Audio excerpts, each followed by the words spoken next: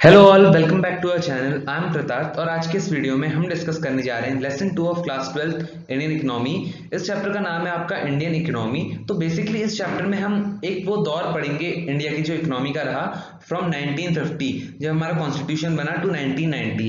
1991 इसलिए हमने इसमें नहीं लिखा क्योंकि इसका चैप्टर मैं ऑलरेडी अपलोड कर चुका हूँ, चैप्टर 3।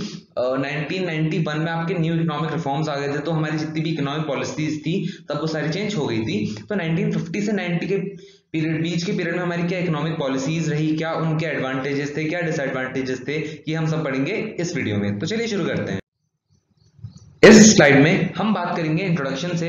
तो इंट्रोडक्शन की हम बात करें तो मेन चीज है प्लानिंग। प्लानिंग का मतलब ये होता है कि हम किस तरह से अपने रिसोर्सेज को एफिशिएंटली यूटिलाइज करके उन्हें जहां जहां हमें जरूरत है उन्हें लगाएं, ताकि लोगों का स्टैंडर्ड ऑफ लिविंग बढ़े और उनको अपॉर्चुनिटीज मिले।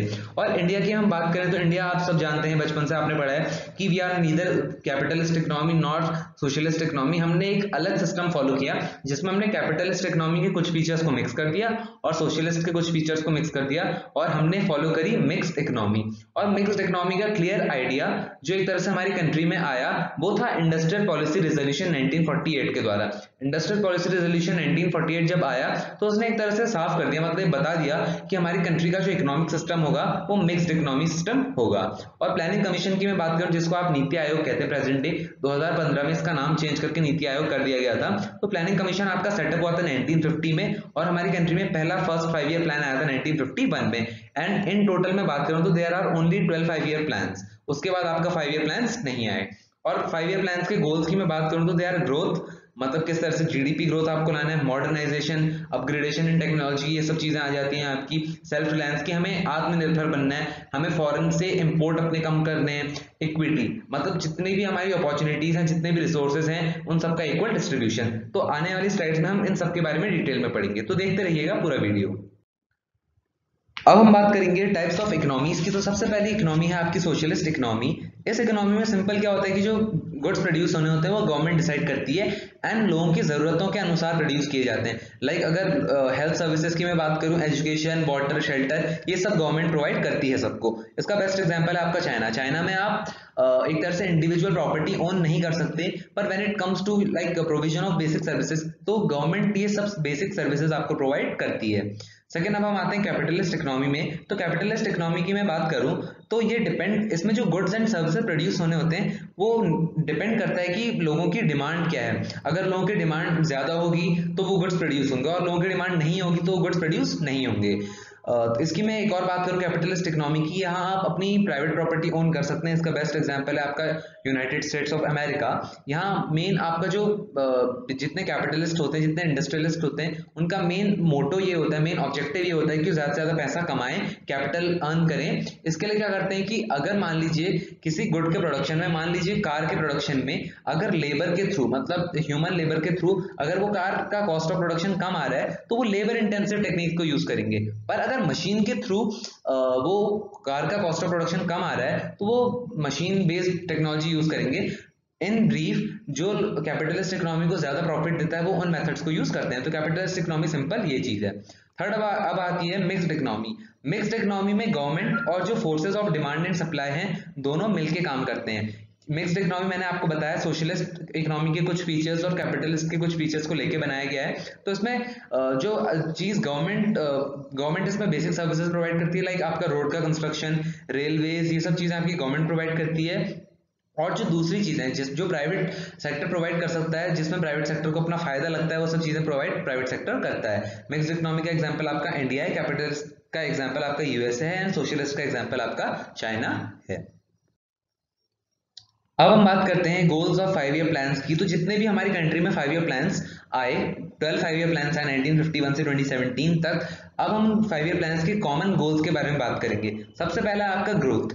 ग्रोथ की मैं बात करूं तो ग्रोथ का मतलब होता है कि हम अपनी कंट्री की कैपेसिटी को इंक्रीज करें गुड्स एंड सर्विसेज प्रोड्यूस करने की।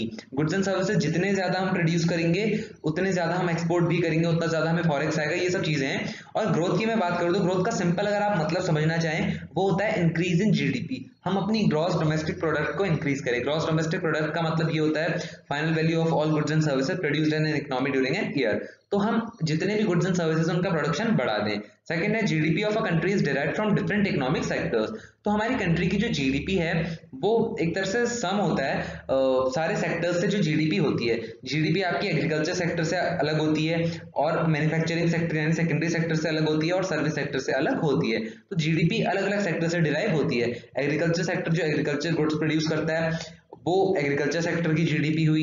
मैन्युफैक्चरिंग सेक्टर जो आपके फिनिश्ड गुड्स आपके एक तरह से मशीन ये सब चीजें प्रोड्यूस करता है मैन्युफैक्चरिंग सेक्टर, उसके जीडीपी अलग हो गई। एंड सर्विस सेक्टर जो आपका ट्रांसपोर्ट, कम्युनिकेशन, बैंकिंग ये सब चीजें जो सर्विस सेक्टर में आती है उसकी जीडीपी अलग होती है। सेकेंड आपका गोल है मॉडर्नाइजेशन। तो ग्रोथ के साथ साथ आपका मॉडर्नाइजेशन भी आना चाहिए। मॉडर्नाइजेशन का मतलब होता है कि हम नई टेक्नोलॉजी को अडॉप्ट करें ताकि हमारे गुड्स एंड सर्विसेज का प्रोडक्शन बढ़ सके। क्योंकि देखिए जीडीपी तो हमने इंक्रीज कर ली पर अब हमें नई टेक्नोलॉजी चाहिए ताकि हम सेम रिसोर्सेज के साथ ज्यादा गुड्स एंड सर्विसेज प्रोड्यूस कर सके। यानी पहले हमारी जीडीपी मान लीजिए हम एक बार में 20 मोबाइल फोन प्रोड्यूस कर रहे थे। एक एग्जांपल है, खाली इसको एग्जांपल के लिए समझिएगा। अब हमने नई टेक्नोलॉजी लगा दी, अब हम एक बार में 50 मोबाइल फोन प्रोड्यूस कर रहे हैं। तो इससे क्या हुआ कि हम हमारा एक मॉडर्नाइजेशन आ गया, हमने नई टेक्नोलॉजी को अडॉप्ट किया।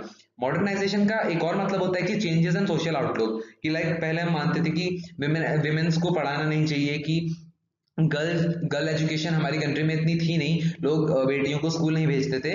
तो अब क्या करना है, हमें कंट्री में मॉडर्नाइजेशन में एक गोल इसलिए रखा गया ताकि हमें लोगों का सोशल आउटलुक बदलना है। हमें लोगों का ये सोच बदलनी है कि बेटियों को पढ़ाना नहीं चाहिए। जो लोग सोचते हैं हमें बदलना चाहिए कि हाँ बेटियों को पढ़ाना चाहिए।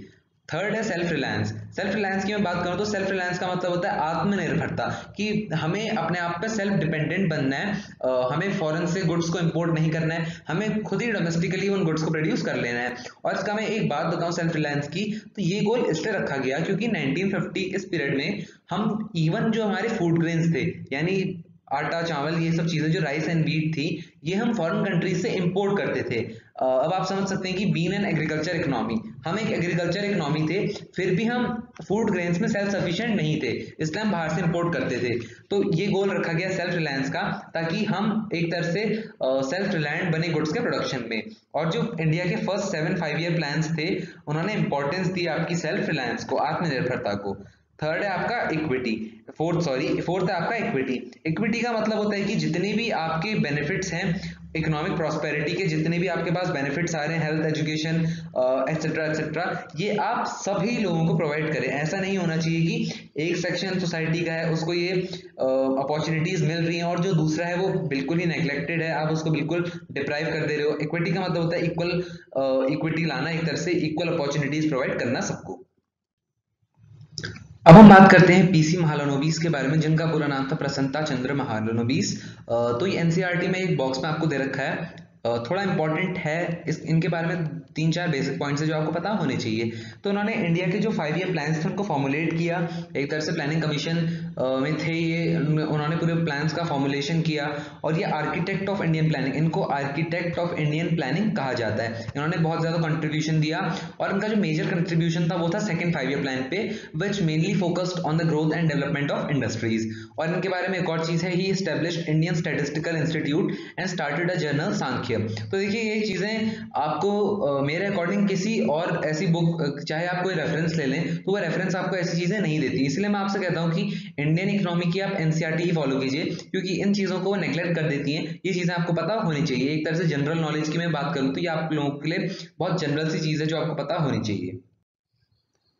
अब हम आते हैं प्लान पर। तो प्लान शब्द आप सबने सुना होगा। प्लान की मैं बात करूं तो कभी आप कोई हॉलिडे प्लान करते हो तो आप सबसे पहले देखते हो कि इतने दिन आप यहाँ रहोगे, फिर यहाँ जाओगे, तो अब सब चीजें आप प्लान करते हो अपने टाइम के अकॉर्डिंग। वैसे ही हम नेशनल लेवल पे प्लानिंग या प्लान की बात करें तो उसका मतलब ये होता है कि किस तरह से आप कंट्री के रिसोर्सेज को यूज करते हैं अलग अलग डिफरेंट प्रायोरिटी सेक्टर्स में, मतलब किस तरह से रिसोर्सेज को यूज किया जाना चाहिए। इकोनॉमिक प्लानिंग की मैं बात करूं तो इकोनॉमिक प्लानिंग का मतलब होता है कि कंट्री के रिसोर्सेज को यूज करना डिफरेंट एक्टिविटीज में, डिफरेंट डेवलपमेंटल एक्टिविटीज में in accordance with national importance, की क्या पहले इंपॉर्टेंट है। मान लीजिए एक इंपॉर्टेंस है आपको रेलवे लाइन कंस्ट्रक्ट करनी है, और दूसरी है लोगों के लिए ड्रिंकिंग वाटर एक तरह से अवेलेबल कराना। तो ये अगर हम बात करें इकोनॉमिक प्लानिंग की, तो सबसे पहला फोकस जाएगा ड्रिंकिंग वाटर पे। वहां पर एक रिजर्वायर कंस्ट्रक्ट किया जाएगा, या फिर एक लेक कंस्ट्रक्ट की जाएगी, एक पॉन्ड बनाया जाएगा, एक टैंक बनाया जाएगा, क्योंकि जो सबसे पहले नेशनल इंपॉर्टेंस है वो ये है कि लोगों को वाटर प्रोवाइड किया जाए। Third is plan specify objectives to be completed within specific period of time. तो प्लान कुछ ऑब्जेक्टिव्स को स्पेसिफाई करता है, ये ऑब्जेक्टिव्स बताता है कि ये कुछ पॉइंट्स ये आपके ऑब्जेक्टिव्स हैं, और इन्हें आपको 5 साल में पूरा करना है या 20 साल में पूरा करना है with in a specific period of time. Plan आपके 5 साल के भी होते हैं एंड 20 साल के भी होते हैं। Third, next is 5-year plans began with the setting up of planning commission in 1950। तो सब प्लान 5-year plans की मैं बात करूँ तो 1951 में आपका पहला 5-year plan आया था, एंड इसकी जो पूरा स्टार्ट था प्रोसेस, ये आपका 1950 से ही हो गया था with the establishment of planning commission of India. तो ये कुछ बेसिक चीजें हैं। इसके बाद इस टेबल की मैं बात करूं आपसे, तो इसमें सिर्फ आपको फर्स्ट एंड सेकंड एंड ज्यादा से ज्यादा आपको थर्ड प्लान तक, अगर आप सीबीएसई बोर्ड के लिए प्रिपेयर कर रहे हैं तो इतना आपके लिए इनफ है। कई रेफरेंस बुक में आप देखेंगे कि आपसे बोलेगा, यानी आपके टीचर्स भी कहेंगे कि you need to learn all these things, कि सारे प्लान्स के बारे में आपको पता होना चाहिए। देखिए, आप पढ़ सकते हैं तो बहुत अच्छी चीज है, आपके आगे फ्यूचर में काम ही आएगा अगर आप इको ऑनर्स परस्यू करते हैं एंड किसी भी फील्ड में जाते हैं। आप ह्यूमैनिटीज से, तो सिविल सर्विस में आपको काफी मदद मिलेगी कहीं पर आंसर्स में कोड करने के लिए कि 4th 5-year plan, 5th 5-year plan. तो आप चाहें तो इस टेबल को पढ़ सकते हैं, बट मेन इसमें फर्स्ट, सेकंड, थर्ड प्लान ही है। फर्स्ट 5-year प्लान की मैं बात करूं तो एग्रीकल्चर प्रोडक्शन पे उसका मेन फोकस था, सेकंड 5-year प्लान पे इंडस्ट्रियल प्रोडक्शन पे फोकस था, और थर्ड प्लान पे जो हमारी सेल्फ सफिशिएंसी थी उस पे मेन फोकस था कि हम फूड ग्रेन को सेल्फ सफिशिएंट बने। ये आपका सिक्स प्लान से है 12th प्लान तक। 12th प्लान आपका चला था 2017 तक। तो ये बेसिक पॉइंट्स मैंने कुछ लिखे हैं, ये आप एक तरह से लर्न कर लीजिएगा, बाद में आपको हेल्पफुल होंगे। और एक और बात मैं बता दूं अगेन कि 12th एग्जाम में आपके 9th 10th 11th 12th plan इनके बारे में नहीं पूछेगा। हो सकता है आपके होम बोर्ड्स यानी प्री बोर्ड्स वगैरह में आपके टीचर्स दे दें, बट बोर्ड आपसे इन प्लान्स के बारे में नहीं पूछेगा, क्योंकि एनसीईआरटी इनके बारे में कोई बात नहीं करता है। एनसीईआरटी में आपका फर्स्ट, सेकंड एंड ज्यादा से ज्यादा थर्ड प्लान आता है। अब हम बात करेंगे अलग अलग सेक्टर्स के बारे में 1950 टू 1990 के पीरियड में। तो इनमें प्रॉब्लम्स क्या थी, क्या रिफॉर्म्स लाए गए, इन सब के बारे में पढ़ेंगे। सबसे पहला आपका एग्रीकल्चर सेक्टर। एग्रीकल्चर सेक्टर में सबसे पहला जो मेजर चेंज था वो था लैंड रिफॉर्म्स। हमारी कंट्री में लैंड रिफॉर्म्स लाए गए, क्योंकि जब ब्रिटिशर्स हमारी कंट्री को छोड़ के गए थे, हमारी कंट्री इंडिपेंडेंट हुई थी, तो हमारी कंट्री में ऐसा नहीं था कि हर इंडिविजुअल के पास अपनी लैंड थी। मेनली एक अनइक्वल डिस्ट्रीब्यूशन था आपकी लैंड में। मेनली जो आपके लैंड होल्डिंग्स थी वो आपकी जमींदार्स के पास थी, जो एक्सप्लॉइट करते थे स्मॉल वर्कर्स को, यानी जो उनकी लैंड पे काम करते थे, टिलर्स, जिनको हम टिलर्स, एक वर्ड आता है जिसका मतलब होता है स्मॉल लेबर्स, जो लैंड पे काम करते हैं, उनको बहुत ज्यादा एक्सप्लॉइट करते थे। यानी कभी उन्हें कभी लो वेज दी जाती थी, कभी उन्हें एक तरह से पेमेंट ही नहीं देते थे उनकी, तो काफी ज्यादा एक्सप्लॉइट करते थे उनको। कभी उनसे ज्यादा घंटों तक काम ले लेते थे, मतलब 12 से 15 घंटे का उनका काम होता था।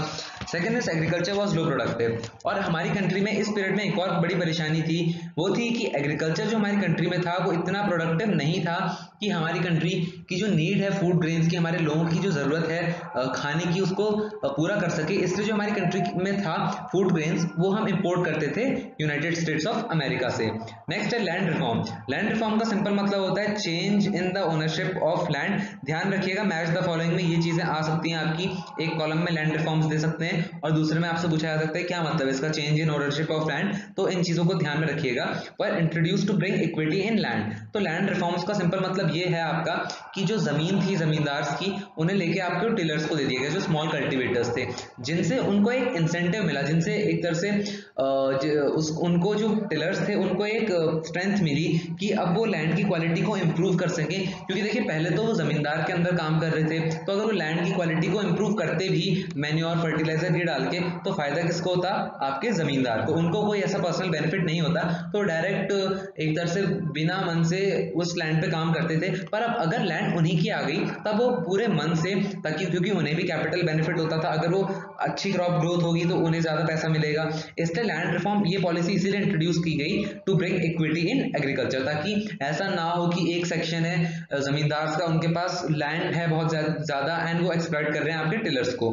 और इसका मेन एम था was to give incentive to tiller to improve land quality. और लैंड रिफॉर्म से काफी सिग्निफिकेंटली लैंड क्वालिटी में इंप्रूव आया एंड हमारी प्रोडक्टिविटी भी काफी ज्यादा बढ़ी। उसके साथ साथ जो इंटरमीडिएरीज थे वो भी एबॉलिश कर दिए गए, जो एक तरह से आपके बिचौलिया जिसे हिंदी में कहा जाता है, जो मतलब एक तरह से आपके जमींदार से गवर्नमेंट को एक कॉन्टैक्ट कराते थे, या फिर आपके जमींदार को टिलर्स से या फिर स्मॉल लेबर से कॉन्टैक्ट कराते, उन्हें रिमूव कर दिया गया क्योंकि वो बीच में बहुत प्रॉफिट ले लेते थे।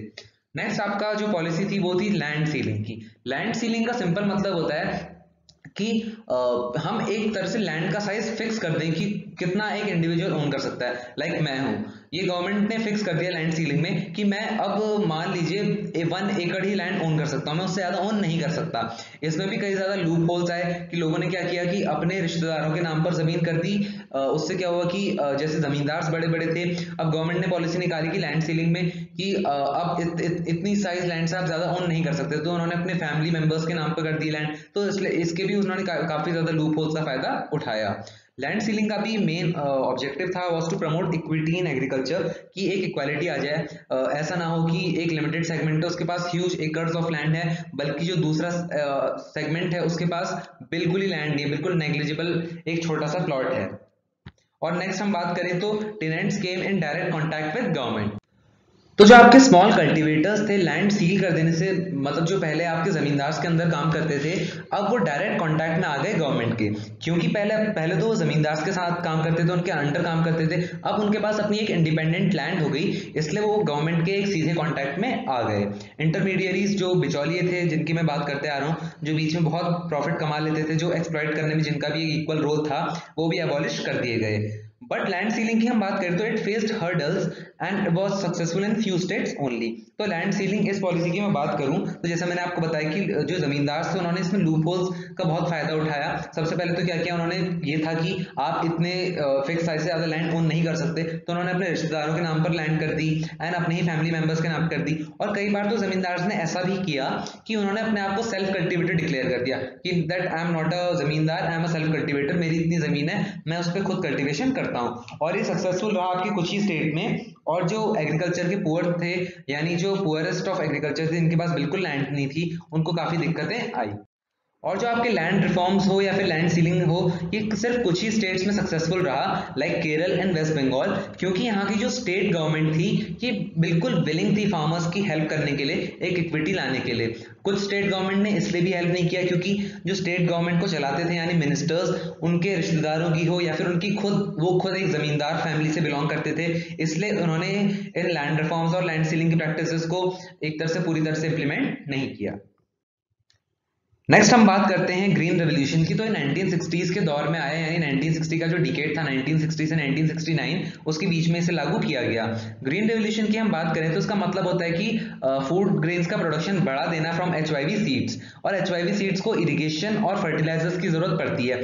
HYV सीड की मैं बात करूं तो ये एक फॉरेन की टेक्नोलॉजी है जो हमने फिलीपींस से ली और अपनी कंट्री में इंप्लीमेंट करी, क्योंकि आप सब जानते हैं कि सेल्फ सफिशिएंसी हमारी एक बहुत बड़ी प्रॉब्लम थी, हम फूड ग्रेन्स बाहर की कंट्री से इंपोर्ट कर रहे थे। तो HYV सीड इसलिए भी हम लाए ताकि हमारी कंट्री का जो फूड ग्रेन का प्रोडक्शन है वो इंक्रीज हो जाए। और स्टार्टिंग की मैं बात करूं ग्रीन रेवोल्यूशन की, तो ये सिर्फ कुछ एक तरह से जो रिच स्टेट्स थे जिनके पास पैसा था, कैपिटल थी, उन्हीं में सक्सेसफुल थे, लाइक पंजाब एंड आंध्र प्रदेश। उसका रीजन ये था कि जो आपके फर्टिलाइजर्स थे एंड आपके HYV सीड्स थे वो बहुत महंगे होते थे एंड जो पुअर फार्मर्स थे वो इन्हें अफोर्ड नहीं कर पाते थे।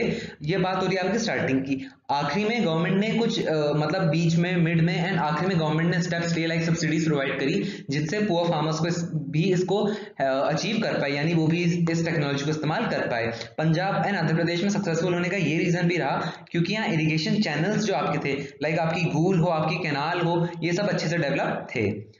Next is help India to achieve self-sufficiency in food grain production and decline in food grain prices, help to procure buffer stocks। तो जैसा मैंने आपको बताया पहले हम USA से इंपोर्ट करते थे, बट जब ग्रीन रेवोल्यूशन हमारा आया तो हम फूड ग्रेन में सेल्फ सफिशिएंट हो गए। क्योंकि जो आपकी HYV सीड्स थी उनसे इतना ज्यादा प्रोडक्शन हुआ कि उससे क्या हुआ कि जो हमारी कंट्री में फूड ग्रेन प्राइसेस थे, पहले आपकी आटा, जो आपका जो गेहूं चावल ये सब चीजें बहुत महंगी होती थी, पर ग्रीन रेवोल्यूशन के बाद इनके प्राइसेस में एक डाउनफॉल आएगी, इनके प्राइसेस कम हुए और उससे क्या हुआ कि गवर्नमेंट भी अब बफर स्टॉक्स रखने लगी। बफर स्टॉक्स आपके वो स्टॉक्स होते हैं जो गवर्नमेंट एक तरह से अपने कोल्ड स्टोरेजेस में रखती है और एपिडेमिक्स के टाइम पर, लाइक अभी आपका कोरोना वायरस फैल रहा है तो इस ऐसे पीरियड्स में गवर्नमेंट उन्हें रिलीज करती है, लोकल गवर्नमेंट को, लोकल जो आपके लोग होते हैं उनको प्रोवाइड करती है। जो आपके सबसे बेस्ट एग्जांपल है वो आपका पब्लिक डिस्ट्रीब्यूशन स्टोर PDS, जो आपके राशन शॉप्स होती हैं उनसे गवर्नमेंट इन बफर स्टॉक्स को रिलीज करती हैं। Next is enabled government to procure buffer stock of grains. वही चीज है कि गवर्नमेंट सेल्फ सफिशिएंट, क्योंकि हम हो गए, देश में इनफ राशन हो गया, तो इसलिए अब गवर्नमेंट भी बफर स्टॉक प्रोक्योर करने लगी, गवर्नमेंट बफर स्टॉक रखने लगी ताकि मुश्किल के टाइम पे कभी फ्लड्स आ जाएं, कभी ड्राउट्स आ जाएं या कभी एपिडेमिक्स लाइक अभी आपकी कोरोना आई है, उसकी उन सिचुएशन को एक तरह से बचने के लिए उन सिचुएशंस में एक तरह से अपने पास सफिशिएंट फूड ग्रेन होना चाहिए। Next is government provided loans at low interest rates and fertilizers at subsidized rates. तो जैसा कि मैंने आपको बताया कि स्टार्टिंग में ग्रीन रेवोल्यूशन आपका सक्सेसफुल रहा कुछ रिच स्टेट्स में like Punjab and Andhra Pradesh, but धीरे धीरे क्या हुआ कि जो पुअर स्टेट्स थे, जहां पुअर स्टेट से मेरा मतलब है जिनके पास इतनी इनफ कैपिटल नहीं थी कि वो HYV टेक्नोलॉजी को इस्तेमाल कर सकें, तो उन्होंने सोचा कि अगर ये ऐसा ही रहा, यानी गवर्नमेंट ने सोचा, मैं बात करूं तो, कि अगर ऐसा ही रहा तो इससे तो सिर्फ रिच स्टेट्स को फायदा होगा HYV टेक्नोलॉजी से। तो इसलिए गवर्नमेंट ने क्या किया, गवर्नमेंट ने किसानों को लोन्स बांटे एट लो इंटरेस्ट रेट, कि आप लोन्स ले जाइए, अपना आप HYV की कल्टीवेशन कीजिए, आप क्रॉप उगाइए, एंड फर्टिलाइजर्स भी दिए सब्सिडाइज्ड रेट्स पर। सब्सिडाइज्ड रेट्स पर फर्टिलाइजर देने से क्या हुआ कि जो स्मॉल फार्मर्स थे उनको तो बेनिफिट हुआ ही हुआ, पर उसके साथ साथ जो बिग फार्मर्स थे, जो इवन ऑलरेडी मतलब इन टेक्नोलॉजी का इस्तेमाल कर रहे थे, उन्होंने भी इसका फायदा उठाया, क्योंकि जो वो क्या करते थे, अपने ही किसी ऐसे कल्टीवेटर को भेज देंगे वो सीड्स का फायदा उठाने, उनसे लोन लेते थे उनके थ्रू, ताकि वो चीप रेट में उस टेक्नोलॉजी को इस्तेमाल कर सकें। तो स्मॉल एंड बिग फार्मर्स दोनों को बेनिफिट करा ग्रीन रेवोल्यूशन ने। Next is research institutes were established to reduce the risk of pest attack. तो ग्रीन रेवोल्यूशन से एक और प्रॉब्लम जुड़ी हुई है, वो ये है कि जो आपकी HYV सीड्स होती हैं दे आर वल्नरेबल, यानी प्रोन टू पेस्ट अटैक, वो काफी ज्यादा उन पे जल्दी आपका पेस्ट अटैक कर लेते हैं, वो खराब होने के प्रोन रहती हैं। इसलिए गवर्नमेंट ने रिसर्च इंस्टीट्यूट एस्टैब्लिश किए कि जहां इस पे रिसर्च हो कि किस तरह से इस रिस्क को कम किया जाए। और एक और चीज लास्ट आपसे बोलता है मार्केटेड सरप्लस। तो देखिए एक और चीज आप समझिएगा कि हम आउटपुट तो बढ़ा लें, मतलब हम क्रॉप ज्यादा से ज्यादा प्रोड्यूस कर रहे हैं, हम कल्टीवेशन तो अपनी बढ़ा लेंगे, पर उसका फायदा नहीं हो पाएगा तब तक जब तक हम उसे मार्केट में बेचेंगे नहीं, क्योंकि इंडियन फार्मर्स की एक पुरानी आदत रही है कि वो अपने क्रॉप्स को प्रोड्यूस करते तो हैं बट मार्केट में बेचते नहीं है। इससे क्या होता है कि वो जो एक तरह से प्रोड्यूस करते हैं क्रॉप, वो मार्केट में नहीं जा पाती और उन्हें उतना मनी का बेनिफिट नहीं होता। तो लास्ट चीज आपसे मार्केटेड सरप्लस कहती है, ये भी एक इंपॉर्टेंट चीज है, लर्न कर लीजिएगा, एग्जाम में आएगा। मार्केटेड सरप्लस का मतलब होता है एग्रीकल्चर प्रोडक्शन का वो पोर्शन जो फार्मर बेचता है मार्केट में, कुछ अपने लिए रखता है और जो वो ले जाके मार्केट में बेचता है उसे हम मार्केटेड सरप्लस कहते हैं। अब हम आते हैं ग्रीन रेवोल्यूशन से जुड़ी कुछ प्रॉब्लम्स पे। तो सबसे पहली चीज तो ये है कि it increase the disparity between small and big farmers. इसका मतलब ये है कि जो आपके स्मॉल एंड बिग फार्मर्स थे उनके बीच का जो एक गैप था, ग्रीन रेवोल्यूशन ने उसे बढ़ा दिया। हालांकि गवर्नमेंट ने कुछ मेजर्स लिए, कुछ स्टेप्स लिए, फिर भी वो इतने हेल्पफुल नहीं रहे, क्योंकि जब आप देखते हैं ओवरऑल पिक्चर, कुछ स्टेट्स में वो हेल्पफुल रहे जो गवर्नमेंट ने स्टेप्स लिए, बट ओवरऑल उन्होंने एक गैप बढ़ा दिया। वो इसलिए क्योंकि जो बिग फार्मर्स थे सिर्फ वही वो इनपुट्स को अफोर्ड कर सकते थे। स्टार्टिंग में बात कर रहा हूँ, बाद में गवर्नमेंट ने मेजर्स लिए और वो किफायती भी रहे आपके, बट जो बिग फार्मर्स थे उनका जो मेन बेनिफिट था ग्रीन रेवोल्यूशन का वो बिग फार्मर्स को ही हुआ। Next is HYV crops were prone to pest attack and increase use of chemicals. तो HYV क्रॉप्स जो थी they were prone to pest attack, मतलब काफी जल्दी, जैसा मैंने आपको पिछले स्लाइड में भी बताया था इसके बारे में, वो खराब हो जाती थी। तो इसलिए जो था उन पे केमिकल्स का ज्यादा से ज्यादा यूज किया जाता था, और केमिकल्स का ज्यादा यूज होगा तो आपकी लैंड भी डिग्रेड होती थी, यानी लैंड खराब हो जाती थी। अब हम बात करते हैं steps by government to overcome fears. तो गवर्नमेंट ने कुछ स्टेप्स लिए, मैंने पिछले स्लाइड में थोड़ा बता दिया था इसके बारे में, स्लाइड में आप देख लीजिए पॉइंट वाइज। तो government provided loans at low interest rate, also subsidies. Government ने चीप रेट पे आपको लोन्स भी प्रोवाइड किया और सब्सिडीज भी प्रोवाइड करी। Output in smaller farms equal to output in large farms. तो जो गवर्नमेंट ने स्टेप्स लिए उससे क्या हुआ, जो छोटे किसान थे उनका जो आउटपुट था अब वो इक्वल कर गया बड़े किसानों से, क्योंकि क्या था, पहले तो इनिशियल में जो बड़े किसान थे वही इस टेक्नोलॉजी का फायदा उठा पाते थे, पर धीरे धीरे जो गवर्नमेंट ने मेजर लिए, लो इंटरेस्ट रेट में आपको लोन्स दिए, सब्सिडीज दी, उससे जो स्मॉल फार्मर्स थे वो डिस्पैरिटी खत्म हो गई।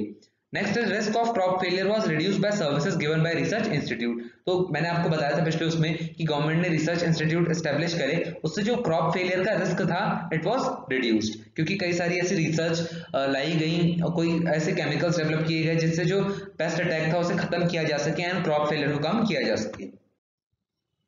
अब हम आते हैं डिबेट्स ओवर सब्सिडीज पे। तो ये ग्रीन रेवोल्यूशन के अंदर ही एक पॉइंट आता है और हो सकता है आपका इस पे क्वेश्चन बन जाए, क्योंकि देखिए कुछ कॉन्फ्लिक्टिंग व्यूज हैं आपके इकोनॉमिक स्कॉलर्स के बीच। कुछ मानते हैं कि सब्सिडीज अच्छी थी, कुछ मानते हैं कि ऐसा गवर्नमेंट को नहीं करना चाहिए था, सब्सिडीज नहीं प्रोवाइड करनी चाहिए थी, और कुछ मानते हैं कि एक लिमिटेड समय तक सब्सिडीज बेनिफिशियल रहती हैं। तो हम पढ़ते हैं। सबसे पहला पॉइंट है कि important to use subsidies to encourage adoption of new HYV technology as agriculture is a risky business. तो कुछ स्कॉलर्स का मानना ये है कि सब्सिडीज देना इसलिए इंपॉर्टेंट था क्योंकि हमें इंकरेज करना था न्यू एचवाईवी टेक्नोलॉजी को सबके लिए। पहले क्या था, वरना इनिशियल में सिर्फ बड़े फार्मर्स ही इसका यूज कर रहे थे, छोटे फार्मर्स को भी इंकरेज करना था हमें कि एचवाईवी टेक्नोलॉजी को अडॉप्ट करें। इसके साथ साथ सब्सिडीज देना इसलिए भी इंपॉर्टेंट था क्योंकि एग्रीकल्चर आज भी एक रिस्की बिजनेस है। रिस्की बिजनेस उस समय भी था और आज भी है। लाइक अगर एक ज्यादा बारिश हो जाती है तो आपकी क्रॉप खराब हो जाती है, एंड कभी बारिश नहीं होती तो भी क्रॉप खराब हो जाती है, इसलिए सब्सिडीज देना इंपॉर्टेंट है। पर दूसरे ओर कुछ स्कॉलर्स कहते हैं कि एक बार टेक्नोलॉजी लोगों ने अडॉप्ट कर ली कि लाइक स्टार्टिंग में तो आप सब्सिडीज दीजिए, पर धीरे धीरे जब ऑलमोस्ट सभी एचवाईवी टेक्नोलॉजी को अडॉप्ट कर लेते हैं, सब उसको आजमा लेते हैं, यानी सब उसको यूज कर लेते हैं, तो सब्सिडीज खत्म कर देनी चाहिए। पर उसके साथ साथ दिक्कत यह है कि अगर हम सब्सिडीज को खत्म कर देते उस समय, तो उससे जो पुअर फार्मर्स और रिच फार्मर्स के बीच एक गैप था वो बढ़ जाता। और कुछ इकोनॉमिस्ट ये मानते हैं कि subsidy should not be abolish but steps should be taken to ensure only poor farmers get subsidies. और जो सब्सिडीज की मैं बात करूं तो उसका लूप होल मैंने ऑलरेडी आपको बता दिया। ये था कि जो बिग फार्मर्स थे उन्होंने ऐसे मैनिपुलेट करके वो खुद को एक तरह से पुअर दिखा के कि हम पुअर फार्मर हैं, उन्होंने ये सब्सिडीज का फायदा उठाया और काफी सस्ते रेट में ग्रीन एचवाईवी टेक्नोलॉजी को इस्तेमाल किया। तो कुछ इकोनॉमिस्ट का ये मानना है कि सब्सिडी को आप खत्म मत कीजिए, पर कुछ ऐसे स्टेप्स लीजिए कि सिर्फ जो गरीब किसान है वही सब्सिडीज का फायदा ले सकें। इस स्लाइड में हम बेसिकली बात करेंगे फ्रॉम द बॉक्सेस। एनसीईआरटी में आपको ये बॉक्सेस दिए होते हैं हर चैप्टर में, तो उनसे कुछ इंपॉर्टेंट पॉइंट्स के बारे में। सर्विस सेक्टर सबसे पहली चीज है, आप सब इसके बारे में जानते हैं, इसमें आपके ट्रांसपोर्ट, ट्रेड, कम्युनिकेशन ये सब चीजें आती हैं।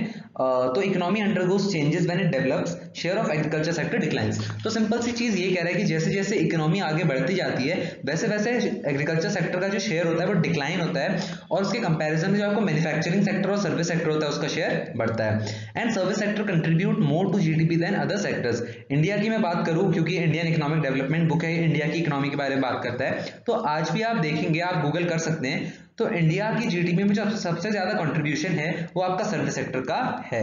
सेकंड आता है ओनरशिप एंड एसेट्स। तो इस बॉक्स में बेसिकली आपसे बात की गई है कि जो पॉलिसी थी लैंड टू द टिलर, मतलब जो लैंड थी जमींदार से लेकर जो सॉइल के कल्टीवेटर्स थे यानी टिलर्स, उनको देने की, उससे क्या हुआ, जो कल्टीवेटर्स थे उनको वो इंकरेज हुए टू इंक्रीज आउटपुट, उन्होंने सॉइल की क्वालिटी इंप्रूव करी और उससे फूड ग्रेन का आउटपुट बढ़ा। थर्ड है प्राइसेस एज सिग्नल्स। तो इस बॉक्स में आपको ये बताता है कि प्राइस जो होते हैं किसी भी गुड के, वो एक सिग्नल देते हैं कि उस गुड की अवेलेबिलिटी क्या है। अगर आपको समझ नहीं आया तो कोई दिक्कत नहीं है, मैं आपको समझाऊंगा। लाइक आपका पेट्रोलियम है, पेट्रोलियम हमारी कंट्री में अवेलेबल नहीं है, मतलब है, हमारे पास रिजर्व्स हैं पर इतने ज्यादा नहीं है कि हम अपनी कंट्री की डिमांड को फुलफिल कर सकें, इसलिए हम उसे इंपोर्ट करते हैं, इसलिए उसका कॉस्ट भी है वो ज्यादा है, मतलब पेट्रोल आपको पेट्रोल महंगा है हमारी कंट्री में, तो इसलिए सेकंड पॉइंट आपका वही कह रहा है, scars goods cost high.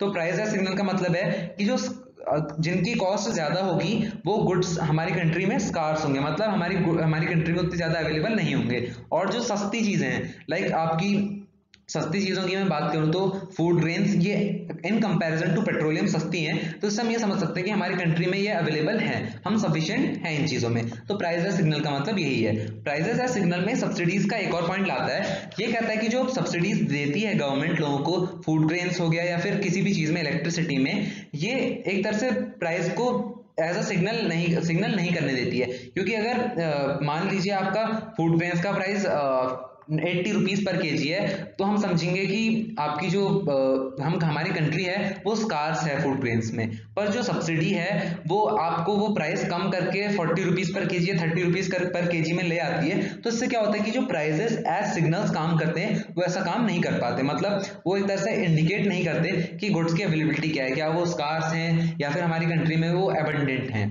Last is when goods are provided at subsidized rate people waste them. ये एक और सच्चाई है कि जब भी लोगों को एक तरह से सब्सिडाइज्ड रेट यानी सब्सिडी मतलब कम रेट पर चीजें प्रोवाइड की जाती हैं तो वो कई बार उसे वेस्ट करते हैं। सबसे बेस्ट एग्जांपल आपका इलेक्ट्रिसिटी का है। रूरल एरियाज में कई जगह इलेक्ट्रिसिटी को जो गवर्नमेंट होती है सब्सिडाइज्ड रेट में प्रोवाइड करती है रूरल लोगों को, पर लोग क्या करते हैं उस इलेक्ट्रिसिटी को बहुत वेस्ट करते हैं। एंड कई बार तो लोग ऐसा करते हैं कि रूरल एरियाज में बहुत कॉमन है कि इलेक्ट्रिसिटी की चोरी, बिजली चोरी, इवन ये सब चीजें कर लेते हैं even at subsidized rate. Government भले ही सब्सिडाइज्ड रेट पे इलेक्ट्रिसिटी प्रोवाइड कर दे फिर भी वो उसे वेस्ट करते हैं। नेक्स्ट अब हम आते हैं इंडस्ट्री एंड ट्रेड पे। तो हम बात करेंगे इंडस्ट्री एंड ट्रेड की इंडियन इकोनॉमी में 1950 टू 1990 पीरियड के बीच में। तो पब्लिक एंड प्राइवेट सेक्टर का हम रोल जानेंगे इन इंडस्ट्रियल डेवलपमेंट। तो इंडिपेंडेंस के टाइम पर जो इंडियन इंडस्ट्रियलिस्ट थे उनके पास इतनी सफिशिएंट पैसा नहीं था, इतना कैपिटल नहीं था कि वो इंडस्ट्रीज में इन्वेस्टमेंट कर सकें। इसीलिए यही कारण था कि गवर्नमेंट को अपने अंडर इन इंडस्ट्रीज को लेना पड़ा, क्योंकि जो कैपिटलिस्ट थे लाइक टाटा एंड ऑल, इनके पास इतना कैपिटल नहीं था कि वो इन्वेस्टमेंट कर सकें। Second is the market was not big to encourage industrialist to make investment. दूसरा रीजन ये भी था कि इन इंडस्ट्रियलिस्ट ने क्यों नहीं इन्वेस्ट किया, वो इसलिए क्योंकि हमारी कंट्री की मार्केट इतनी ज्यादा नहीं थी। आधे से ज्यादा लोग एग्रीकल्चर में इन्वॉल्व थे, तो ये इन्वेस्ट कहीं से मैनेज करके इन्वेस्ट कर भी लेते तो उनको ज्यादा प्रॉफिट नहीं होता। और आप जानते हैं कि प्राइवेट जो कैपिटलिस्ट होते हैं उनका मेन मोटो जो होता है वो होता है प्रॉफिट का, प्रॉफिट ज्यादा से ज्यादा कमाना चाहते हैं। इसलिए जो मार्केट बड़ी नहीं थी इसलिए वो उन्होंने इन्वेस्टमेंट नहीं की। Next, decision to develop Indian economy on socialist lines led to policy of controlling commanding heights of economy। और जो एक डिसीजन था इंडियन इकोनॉमी को सोशलिस्ट लाइंस पे चलाना, मैंने बोला था आपसे कि हमारी कंट्री ने मिक्स्ड इकोनॉमी फॉलो की थी, बट इनिशियल में मैं एक बात आपको और बता दूं, जो हमारे फर्स्ट प्राइम मिनिस्टर थे जवाहरलाल नेहरू, उन्होंने सोशलिस्ट लाइंस पे इकोनॉमी को चलाना बहुत चाहा। वो ये चाहते थे कि मतलब क्योंकि हमारी कंट्री उतनी पुअर थी एंड उस समय की जरूरत भी थी कि सोशलिस्ट लाइंस पे चलाया जाए। आज की मैं नहीं कहूंगा, पर वो भले ही एक्सटेंड हो गई, वो कई सालों तक चलता रहा। स्टार्टिंग में जरूरत थी तो जो गवर्नमेंट का डिसीजन था कि सोशलिस्ट लाइन पे मतलब एक तरह से सबको गुड्स प्रोवाइड करना, लोगों की जरूरतों को पूरा करना, उससे क्या हुआ कि जो गवर्नमेंट थी उसने जो कमांडिंग हाइट्स ऑफ इकोनॉमी का मतलब ये होता है कि जो इकोनॉमी की बड़ी बड़ी इंडस्ट्रीज होती हैं, जो मेजर सेक्टर्स होते हैं, उन पर स्टेट का पूरा कंट्रोल होना, स्टेट यानी गवर्नमेंट का। तो ये थे आपके कुछ रीजंस जिसके कारण जो गवर्नमेंट थी उन्हें अपने अंडर इंडस्ट्रियल डेवलपमेंट को लेना पड़ा। ये क्वेश्चन आपका आ सकता है कि why government undertook industrial development, क्योंकि हमारे कंट्री में ऐसा तो नहीं था कि प्राइवेट सेक्टर नहीं था, वो इसलिए क्योंकि इंडिपेंडेंस के टाइम पे हमारे इंडस्ट्रियलिस्ट के पास कैपिटल नहीं थी कि वो इन्वेस्टमेंट कर सके, और अगर वो इन्वेस्टमेंट करते भी तो उनको रिटर्न नहीं मिलता क्योंकि हमारी मार्केट इतनी बड़ी नहीं थी। और तीसरा ये कि जो हमारी इंडियन इकोनॉमी को डेवलप करने का हमारा एक आइडिया रहा था, उससे क्या हुआ कि जो कमांडिंग हाइट्स थी इकोनॉमी की, मतलब वो इंडस्ट्रीज जो वाइटल हैं इकोनॉमी के लिए, लाइक आपकी आयरन एंड स्टील हो या फिर आपकी दूसरी ओर मैं बात करूं तो रेलवेज हो, इन सबको गवर्नमेंट ने कंट्रोल किया। नेक्स्ट आपका आता है इंडस्ट्रियल पॉलिसी रिजोल्यूशन। ये आया था आपका 1956 में। इस एक्ट ने बेसिकली जो हमारी कंट्री की सारी इंडस्ट्रीज थी उन्हें 3 कैटेगरीज में क्लासिफाई किया। सबसे पहला वो इंडस्ट्रीज जो सिर्फ आपका गवर्नमेंट ही ओन कर सकती है, उसके अलावा प्राइवेट सेक्टर बिल्कुल ओन नहीं कर सकता।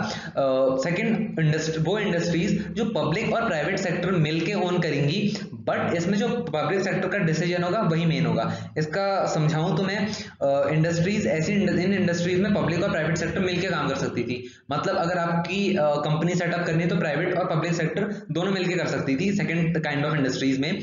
पर जो पब्लिक सेक्टर का डिसीजन होगा, मान लीजिए पब्लिक सेक्टर चाहता है कि प्राइवेट सेक्टर उस इंडस्ट्रीज को वहां से हटा दे, तो पब्लिक सेक्टर का ही डिसीजन वहां पर मायने रखेगा।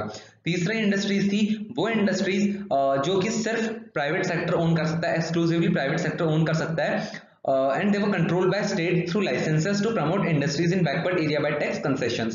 तो गवर्नमेंट ने क्या किया, तीसरी कैटेगरी में प्राइवेट सेक्टर इंडस्ट्रीज को रखा, पर उनको भी स्टेट जो गवर्नमेंट थी वो अपने कंट्रोल में रखती थी थ्रू लाइसेंसेस। गवर्नमेंट मजबूर कर देती थी कि आपको लाइसेंस चाहिए हमसे। इसका रीजन ये था कि गवर्नमेंट चाहती थी कि प्राइवेट इंडस्ट्रीज बैकवर्ड एरियाज में जाएं और वहां डेवलपमेंट को प्रमोट करें बाय टैक्स कंसेशंस, और इन बैकवर्ड एरियाज में जाने के लिए गवर्नमेंट उन्हें टैक्स कंसेशंस भी देती थी। तो सिंपल चीज है, आईपीआर में इंडस्ट्रीज को 3 कैटेगरीज में क्लासिफाई किया। सबसे पहला जो सिर्फ आपकी गवर्नमेंट ओन कर सकती है, सेकंड जो पब्लिक और प्राइवेट सेक्टर दोनों ओन कर सकता है, और तीसरा जो सिर्फ प्राइवेट सेक्टर ओन किया कर सकता है। प्राइवेट सेक्टर को सिर्फ इसलिए रखा गया इसमें ताकि वो बैकवर्ड एरियाज में जाए, उसे टैक्स हॉलीडेज दी गई, टैक्स कंसेशन दी गई ताकि वो बैकवर्ड एरिया का डेवलपमेंट कर सके। नेक्स्ट हम बात करेंगे स्मॉल स्केल इंडस्ट्रीज की। तो 1955 में एक कमेटी कॉन्स्टिट्यूट की गवर्नमेंट ने, जिसका नाम था village and small scale industries committee, या फिर आप कार्वे कमेटी भी कह सकते हैं। इन्होंने गवर्नमेंट को ये सजेस्ट किया कि आप स्मॉल स्केल इंडस्ट्रीज को यूज कीजिए रूरल डेवलपमेंट के लिए, यानी अगर आप चाहते हैं रूरल एरियाज का डेवलपमेंट हो तो you need to promote small scale industries. और स्मॉल स्केल इंडस्ट्रीज की उस समय में बात करूं, यानी 1955 में जब कार्वे कमेटी ने रिकमेंडेशन दिया, तो स्मॉल स्केल इंडस्ट्रीज आपकी वो इंडस्ट्रीज थी जो अधिक से अधिक 5 लाख इन्वेस्ट करती थी अपने सेटअप में। और आज की मैं बात करूं प्रेजेंट डे, क्योंकि देखिए टाइम इतना बढ़ चुका है, इन्फ्लेशन इतना आ चुका है, तो अब तो ऐसा नहीं हो सकता कि 5 लाख का इन्वेस्टमेंट, आजकल तो 5 लाख का इन्वेस्टमेंट इज लाइक नथिंग। तो at present this limit is 1 crore. आज के डेट में अगर आप स्मॉल स्केल इंडस्ट्रीज को डिफाइन करोगे तो आप कहोगे कि स्मॉल स्केल इंडस्ट्रीज वो इंडस्ट्रीज होती हैं जो मैक्सिमम 1 करोड़ का खर्चा करती हैं अपनी प्लांट में, बिल्डिंग में, मशीनरी में। स्मॉल स्केल इंडस्ट्रीज का बेनिफिट देख लीजिए, आर मोर लेबर इंटेंसिव। तो small scale industries employment generate करती हैं क्योंकि इसमें लेबर को ज्यादा वर्क ऑन करना पड़ता है। Next is can not compete with big firms. अब स्मॉल स्केल इंडस्ट्रीज की हम बात करें तो उस समय 5 लाख का इन्वेस्टमेंट ही करती थी। तो दिक्कत ये आई कि ये बड़ी फर्म्स के साथ कम्पीट नहीं कर सकती थी क्योंकि ये लेबर इंटेंसिव थी और जो गुड्स प्रोड्यूस थे वो इतने ज्यादा मात्रा में प्रोड्यूस नहीं होते थे। इसलिए गवर्नमेंट ने क्या किया, गवर्नमेंट ने एक मेजर लिया।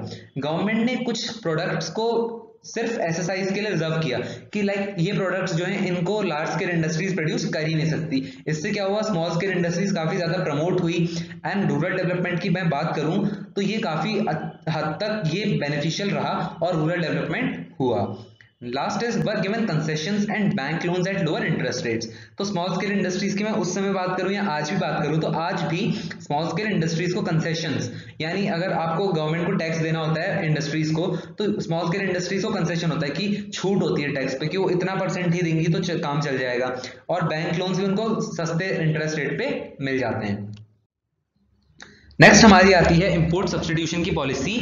It refers to inward looking trade strategy. अगर आप इनवर्ड लुकिंग ट्रेड स्ट्रेटेजी बोलो या इंपोर्ट सब्स्टिट्यूशन बोलो, बात एक ही है। इसका मतलब ये है कि हम इंपोर्ट ना करके बाहर से प्रोडक्ट ना लेने के बजाय अपनी ही कंट्री में उनको प्रोड्यूस करें, हम अपनी डोमेस्टिक प्रोडक्शन को बढ़ाएं। और गवर्नमेंट ने प्रोटेक्ट की हमारी domestic industry from competition, foreign competition. Government ने क्या किया, अगर आप बाहर से कोई प्रोडक्ट मंगाते हैं यू आर फ्री, मतलब मंगाइए बाहर से प्रोडक्ट, पर गवर्नमेंट ने क्या किया, इंपोर्ट्स को कम करने के लिए गवर्नमेंट ने टैरिफ्स बढ़ा दिए। टैरिफ्स वो टैक्स होते हैं जो इंपोर्टेड गुड्स पे पड़ते हैं। लाइक अगर आप वहां से फॉरेन से टेक्सटाइल्स मंगाते हैं तो गवर्नमेंट ने वो टेक्सटाइल पे टैरिफ बढ़ा दिए। मतलब अगर वो आपको टेक्सटाइल 50 रुपए पर कपड़ा पड़ रहा है तो गवर्नमेंट ने उतनी ही आपको टैरिफ लगा दी, 50 रुपीज का टैरिफ लगा दिया उस पर। अब वो आपको मिल रहा है 100 रुपीज का। तो 50 रुपए का आपने मंगाया एंड 50 रुपए गवर्नमेंट ने उस पर टैक्स इम्पोज कर दिया, अब आपको मिला 100 रुपीज का। तो इससे क्या हुआ कि जो यहाँ के डोमेस्टिक लोग थे जो फॉरेन से इंपोर्ट करते थे उन्होंने इंपोर्ट करना बंद कर दिया। सेकंड था कोटास। गवर्नमेंट ने इंपोर्ट्स को प्रोटेक्ट किया, यानी इंपोर्ट्स को नहीं होने दिया थ्रू कोटास। गवर्नमेंट ने एक स्पेसिफिक क्वांटिटी कर दी कि इतनी क्वांटिटी के ही गुड्स आप इंपोर्ट कर सकते हो। लाइक टेक्सटाइल की कोई मिल है, गवर्नमेंट ने स्पेसिफाई कर दिया कि अगर आप बाहर से टेक्सटाइल मंगा सकते हो, आप मंगा रहे हो आप मंगाइए, बट ओनली आप सिर्फ 50 टेक्सटाइल ही मंगा सकते हो, आप सिर्फ 50 kg यानी 50 लॉट्स ही टेक्सटाइल के मंगा सकते हो। गवर्नमेंट ने एक तरह से कोटा फिक्स कर दी कि क्वांटिटी ऑफ गुड्स की क्या इंपोर्ट होंगे उनकी क्वांटिटी एक तरह से फिक्स कर दी।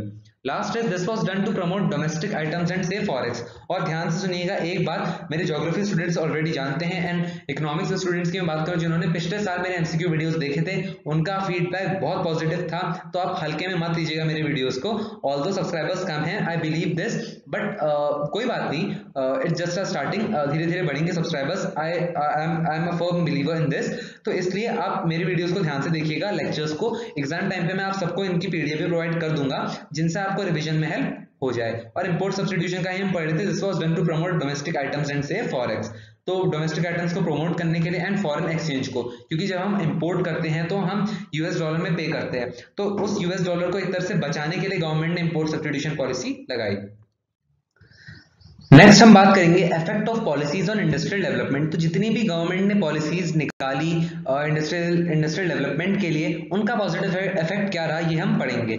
सबसे पहली चीज है achievement of industrial sector was impressive during first 7 5-year plans. तो जितना टारगेट भी नहीं किया था हमने पहले 7 5-year प्लान्स में, उससे भी कई ज्यादा आपका इंडस्ट्रियल सेक्टर ग्रो करा। इट्स परफॉर्मेंस वाज आउटस्टैंडिंग और impressive. Second is GDP contributed. तो जितना 1950 में आपका इंडस्ट्रियल सेक्टर जीडीपी कंट्रीब्यूट करता था वो था 11.8%, पर 1990 में आते आते उसने कंट्रीब्यूट करने लगा 24.6%। तो जीडीपी भी इंक्रीज हुई आपके इंडस्ट्रियल सेक्टर की। Third is it became diversified due to public sector. तो 1950 के टाइम पे हमारी कंट्री में जूट, कॉटन, टेक्सटाइल मिल्स, ये सब चीजें थी। बट इंडस्ट्रियल डेवलपमेंट की मैं बात करूं तो 1990 तक आते आते डाइवर्सिफिकेशन आया। हम कई दूसरे सेक्टर्स में भी जाने लगे। हमने ऑटोमोबाइल्स में डेवलपमेंट किया, हमने इलेक्ट्रॉनिक्स में इंडस्ट्रीज बनाई। तो इसलिए it became diversified due to public sector, क्योंकि गवर्नमेंट का एक तरह से उसमें मेन रोल था पब्लिक सेक्टर का। तो गवर्नमेंट ने अपनी पॉलिसीज इतने अच्छे से फॉर्मुलेट की, इट बिकेम डाइवर्सिफाइड। कई और सेक्टर्स में हमने प्रोग्रेस करी। Next is promotion of small scale industries help people who didn't have capital to start large firms. तो जो गवर्नमेंट की एक पॉलिसी थी स्मॉल स्केल इंडस्ट्रीज की, वो इतनी बेनिफिशियल साबित हुई क्योंकि जिन लोगों के पास उतनी ज्यादा कैपिटल नहीं होती थी कि वो बड़ी बड़ी इंडस्ट्रीज, आईटी हब्स स्टार्ट कर सकें, या बड़ी बड़ी कॉटन टेक्सटाइल्स मिल्स इन सबको स्टार्ट कर सकें, उनको एक तरह से मौका मिला स्मॉल स्केल इंडस्ट्रीज के थ्रू अपना लाइवलीहुड कमाने का एंड प्रॉस्परस बनने का। क्योंकि देखिए स्मॉल स्केल इंडस्ट्रीज का बिजनेस भी अगर आप देखें तो एक तरह से चल जाए एंड ग्रो कर जाए तो बहुत अच्छी चीज है, कंट्री के लिए भी एंड लोगों के लिए भी। तो प्रमोशन जो स्मॉल स्केल इंडस्ट्रीज का गवर्नमेंट ने किया, उससे उन लोगों को बहुत फायदा हुआ, एक तरह से रूरल लोगों को जिनके पास वो पैसा नहीं था कि वो बड़ी बड़ी इंडस्ट्रीज को सेटअप कर सकें। Last is Indian industries developed automobiles and electronics. तो इंडियन इंडस्ट्रीज जो थी उन्होंने इस पीरियड में ऑटोमोबाइल्स और इलेक्ट्रॉनिक्स को डेवलप किया। लास्ट स्लाइड में हमने पॉजिटिव एस्पेक्ट्स को पढ़ा, इस स्लाइड में हम नेगेटिव एस्पेक्ट्स पे फोकस करेंगे कि जो गवर्नमेंट ने इंडस्ट्रियल डेवलपमेंट के लिए पॉलिसीज ली उनका नेगेटिव एस्पेक्ट क्या था। सबसे पहली चीज ये है कि जो पब्लिक सेक्टर था उसने मोनोपोलाइज कर दिया कुछ सर्टेन गुड्स एंड सर्विसेज को, like telecom and modern trade. तो जो आपका पब्लिक सेक्टर था यानी गवर्नमेंट सेक्टर, उसने ये कहा कि हम सिर्फ टेलीकॉम एंड मॉडर्न ट्रेड सिर्फ हम ही प्रोड्यूस करेंगे, प्राइवेट सेक्टर प्रोड्यूस नहीं कर सकता। अब आप इस बात को आज प्रेजेंट डे कंटेक्स्ट में समझिए कि एक तरफ आपका गवर्नमेंट ओन्ड बीएसएनएल है और दूसरी तरफ आपका प्राइवेट ओन्ड रिलायंस जियो, ये सब चीजें हैं, या आइडिया, वोडाफोन, जो भी आप कहें। तो आप ये पाएंगे जो टेलीकॉम सर्विस प्राइवेट सेक्टर की है, it is far better than that of government sector. ये चीज मैं ही नहीं कह रहा हूँ, कई लोग इस बारे में कहते हैं कि जो बीएसएनएल का टेलीकॉम सर्विस है वो इतनी अच्छी नहीं है as compare to that of private sector, like Jio, giga fiber, इतने सारे अपग्रेडेशन जो लाया है वो इसलिए क्योंकि पब्लिक सेक्टर में काफी स्लो वर्क प्रोसेस होती है, उतना जल्दी अपग्रेड नहीं होता है। तो पब्लिक सेक्टर ने मोनोपोलाइज कर दिया था कुछ चीजों को, टेलीकॉम सर्विस जिसकी मैंने बात की, आप प्रेजेंट डे में समझ चुके होंगे कि मोनोपोलाइज करना नहीं चाहिए था, क्योंकि देखिए प्राइवेट सेक्टर तो उसे प्रोवाइड कर ही सकता है ना। एंड मॉडर्न ब्रेड, गवर्नमेंट ने इवन मॉडर्न ब्रेड को भी मोनोपोलाइज कर दिया कि modern bread private sector produce नहीं कर सकता। यानी ब्रेड जिसकी हम बात करते हैं modern bread, present day Hindustan Unilever का ब्रांड है, बाद में ये सोल्ड आउट हो चुका था हिंदुस्तान यूनिलीवर को। तो पहले ये गवर्नमेंट के अंडर आता था। मॉडर्न ब्रेड पहले जो आप आज प्रेजेंट डे कंज्यूम करते हो वो पहले गवर्नमेंट ओन्ड थी। तो इससे क्या आप समझिए कि लोग क्रिटिसाइज करते हैं कि ऐसा क्यों, कि टेलीकॉम सर्विस जो थी वो प्राइवेट सेक्टर भी चला सकता था, और मॉडर्न ब्रेड क्या ऐसा है कि जो ब्रेड है वो सिर्फ गवर्नमेंट ही प्रोड्यूस कर सकती है। तो लोगों ने इसे क्रिटिसाइज किया इस मूव को। Second is no distinction was made between what private sector can do and what public sector can do. तो इसमें एक और क्रिटिक है कि गवर्नमेंट ने बिल्कुल ये डिस्टिंग्विश नहीं किया कि क्या प्राइवेट सेक्टर कर सकता है और क्या पब्लिक सेक्टर नहीं कर सकता। जैसा कि आपने देखा ऊपर टेलीकॉम सर्विस है, तो टेलीकॉम सर्विस प्राइवेट सेक्टर भी एक तरह से लॉन्च कर सकता है और पब्लिक सेक्टर भी कर सकता है, पर इसमें कोई डिफरेंस नहीं रखा गवर्नमेंट ने कि लाइक आपने अभी देखा कि ब्रेड गवर्नमेंट अपने पास मोनोपोलाइज करके रखी थी। तो इसलिए कुछ स्कॉलर्स कहते हैं कि गवर्नमेंट को उन एरियाज से बाहर आ जाना चाहिए जो प्राइवेट सेक्टर मैनेज कर सकते हैं। लाइक मॉडर्न ब्रेड है, गवर्नमेंट को क्यों मॉडर्न ब्रेड को अपने पास रखना है, क्यों ना उसको सोल्ड आउट कर दे प्राइवेट सेक्टर, क्योंकि जो मॉडर्न ब्रेड है वो एक तरह से प्राइवेट सेक्टर मैनेज कर सकता है। Last is government should focus on services private sector could not provide. लोग ये कहते हैं कि गवर्नमेंट को उन चीजों पर फोकस करना चाहिए जो प्राइवेट सेक्टर प्रोवाइड नहीं कर सकता। लाइक जो प्राइवेट सेक्टर है आपका वो रोड कंस्ट्रक्ट नहीं कर सकता, वो आपका क्या नाम कहते हैं, वाटर अवेलेबिलिटी नहीं दे सकता लोगों को, लोकल लोगों को। तो गवर्नमेंट को फोकस करना चाहिए उन चीजों में जो प्राइवेट सेक्टर प्रोवाइड नहीं कर सकता, ना कि गवर्नमेंट को ब्रेड इन सब चीजों को अपने में मोनोपोलाइज करके रखना चाहिए था। नेक्स्ट हम डिस्कस करेंगे नेगेटिव्स ऑफ इंडस्ट्रियल पॉलिसी को बिटवीन द पीरियड 1950 टू 1990। तो सबसे पहला पॉइंट आपसे कहता है कि public sector incurred huge losses but continued to function. तो देखिए प्राइवेट सेक्टर और पब्लिक सेक्टर के बीच एक डिफरेंस ये है कि प्राइवेट सेक्टर अगर लॉस होते हैं प्राइवेट सेक्टर को, तो वो अपनी इंडस्ट्री को बंद कर देता है, उसको फर्क नहीं पड़ता कि लोगों को कितना जॉब लॉस हो, कितना एम्प्लॉयमेंट को नुकसान हो, वो अपनी इंडस्ट्री को बंद कर देता है अगर उसका प्रोडक्ट ना चले। पर दूसरी ओर जो पब्लिक सेक्टर है उसको कितना भी लॉस हो, गवर्नमेंट उसे फाइनेंस करते रहती है उस लॉस को, तो वो इंडस्ट्री बंद नहीं होती जो पब्लिक सेक्टर होती है, क्योंकि उससे लोगों की रोजी रोटी जुड़ी होती है, क्योंकि कई सारे लोग उसमें एंगेज होते हैं, उसको फर्क पड़ता है कि लोगों को नुकसान होगा जॉब लॉस का, और जॉब लॉस का सीधा नुकसान आप जानते हैं कि वोट लॉस होता है, मतलब लोग अगली बार उस सरकार को वोट नहीं देंगे। तो इसलिए पब्लिक सेक्टर को भले ही लॉस होते रहे फिर भी वो फंक्शन करना चालू होता रहा। Second is need to obtain licence for misuse by industrial houses. तो बड़े बड़े जितने इंडस्ट्रियल हाउसेस थे उन्होंने जो एक तरह से पॉलिसी थी गवर्नमेंट की कि आपको लाइसेंस चाहिए to start a new firm, उसको मिसयूज किया। वो क्या करते थे, वो खुद लाइसेंस ले लेते थे, भले ही वो खुद नई फर्म्स को स्टार्ट ना करें, पर इसलिए ताकि वो दूसरी फर्म्स को प्रिवेंट करें लाइसेंस लेने से, क्योंकि लाइसेंस का क्या था कि एक सेक्टर में लाइसेंस कुछ लिमिटेड ही मिलते थे आपको, तो वो क्या करते थे, वो लाइसेंस अपनी पहचान के थ्रू, अप्रोच के थ्रू वो लाइसेंस इंडस्ट्रियल हाउसेस अपने पास रख लेते थे, ताकि कोई सामने कॉम्पिटिटर खड़ा ना हो, कोई दूसरा अपनी न्यू फॉर्म एस्टेब्लिश ना कर सके। थर्ड इज एक्सेसिव रेगुलेशन, जिसको परमिट लाइसेंस राज कहा जाता है। एक्सेसिव मतलब जो आपका परमिट लाइसेंस राज है उसका मतलब होता है excessive regulation made firms inefficient. Like आपका एक एंटरप्रेन्योर है, वो अभी 25 साल का है, वो स्टार्ट करने जा रहा है आपकी फर्म, तो उस समय बहुत ही ज्यादा एक्सेसिव रेगुलेशन थे कि लाइक आपको लाइसेंस चाहिए इंडस्ट्री सेटअप करने के लिए, आपको ये पेपर भरना है, आपको इतना पेपर वर्क करना है। तो ये सब होते होते लाइसेंस कई बार तो ऐसा होता था कि 6-7 साल यानी इवन 10 साल लग जाते थे। तो इससे क्या होता था कि जब एंटरप्रेन्योर्स को लाइसेंस मिलते थे तब उनकी एज पहुंच जाती थी 35, 40, 45। और आपने एक चीज अच्छे से पढ़ी होगी, जो कॉमर्स वाले एंड जनरल भी एक चीज कही जाती है कि जितने आप यंग होते हो उतना आप ज्यादा रिस्क लेते हो, और धीरे धीरे जैसे आपकी एज बढ़ती जाती है तो आपका रिस्क टेकिंग फैक्टर कम होता जाता है, मतलब जब आपकी एज बढ़ती है तो आप रिस्क नहीं लेते हो। तो यही था कि जो एक्सेसिव रेगुलेशन था it made firms inefficient. Next is negatives of protection from foreign competition. अब हम बात करते हैं कि फॉरेन कंपटीशन से जो हमारी गवर्नमेंट ने एक तरह से प्रोटेक्ट किया डोमेस्टिक इंडस्ट्रीज को, उसके नेगेटिव्स क्या रहे। पॉजिटिव्स हमने पढ़े कि हमारे डोमेस्टिक प्रोडक्शन बढ़ा एंड ऑल, अब उसके नेगेटिव्स ये थे कि it did more harm than good to economy, कि जितना हमारी गवर्नमेंट ने डोमेस्टिक प्रोड्यूसर्स को एक तरह से प्रोटेक्ट करना चाहा फॉरेन कंपटीशन से, उनको ज्यादा हार्म हुआ देन गुड टू इकोनॉमी, कि अगर फॉरेन कंपटीशन को हम एक तरह से प्रोटेक्ट कर देते तो गवर्नमेंट को फॉरेन कंपटीशन प्रोटेक्ट करने से लॉस ये हुआ कि सबसे पहला तो ये कि जो इंडियन प्रोड्यूसर्स थे उन्होंने मार्केट में अपनी मोनोपोली बढ़ा दी, उन्होंने प्रोडक्ट इंप्रूव करने के लिए सोचा ही नहीं, क्योंकि उन्हें पता था फॉरेन कंपटीशन तो गवर्नमेंट ने बंद कर रखा है, फॉरेन से आप एक तरह से इंडस्ट्रीज नहीं आ सकती हमारी कंट्री में। तो इसलिए क्या हुआ कि जो हमारी इकोनॉमी थी उसको बहुत ज्यादा हार्म हुआ, कि गवर्नमेंट ने फॉरेन कंपटीशन तो प्रोटेक्ट किया कि फॉरेन कंपटीशन, फॉरेन इंडस्ट्रीज हमारी कंट्री में नहीं आ सकती, टैरिफ्स कोटास ये सब लगाए, पर इससे हमारी कंट्री को बहुत ज्यादा नुकसान पहुंचा। इंडियन प्रोड्यूसर्स तो जो थे मैंने आपको ऑलरेडी बता दिया कि उन्होंने मार्केट में मोनोपोली बढ़ा ली, क्योंकि उनको पता था कि जो कस्टमर्स हैं उन्हें आखिर में उन्हीं के पास आने, क्योंकि फॉरेन का कोई प्रोडक्ट अवेलेबल है ही नहीं। तो उन्होंने क्या किया कि वो प्राइसेस बढ़ाते रहे और प्रोडक्ट की क्वालिटी इंप्रूव नहीं करी उन्होंने। Last is excessive regulation prevented growth of entrepreneurship. तो जैसा मैंने आपको बताया कि जो एक्सेसिव रेगुलेशन थी लाइसेंस वगैरह लेने की, इससे क्या हुआ कि जो बिजनेसमैन विमेन ये सब लोग थे इनको काफी ज्यादा दिक्कतें आई, क्योंकि इतने साल उनको वेट करना पड़ता था लाइसेंस पाने के लिए, फिर प्रोडक्शन स्टार्ट करते थे। और एक और बात मैं आपको बताऊं तो हमारी कंट्री में उस समय करप्शन और रेड टेपिज्म इतना था। रेड टेपिज्म मतलब आप एक तरह से आप जिसको कह सकते हैं ब्राइब्स वगैरह देना, ये सब चीजें, कि जो एक तरह से गवर्नमेंट ऑफिशियल्स को ब्राइब्स देते थे उनके लाइसेंस जल्दी से पास हो जाते थे। इसका आपने एक और एग्जांपल देखा हो कि धीरू भाई अंबानी ने भी अपनी बायोग्राफी में कहा है कि जब उनको लाइसेंस चाहिए था अपनी फर्म को स्टैब्लिश करने का, तो उन्होंने जो गवर्नमेंट ऑफिशियल्स थे उनको एक तरह से ब्राइब किया, क्योंकि वरना उनको लॉन्ग अवेट करना पड़ता अगर वो लाइसेंस नहीं मिलता उनको, इतने सालों बाद मिलता। तो आई होप आपको नेगेटिव्स क्लियर हुए होंगे। So guys this was all for this video. I hope आप सबको ये वीडियो पसंद आया हो।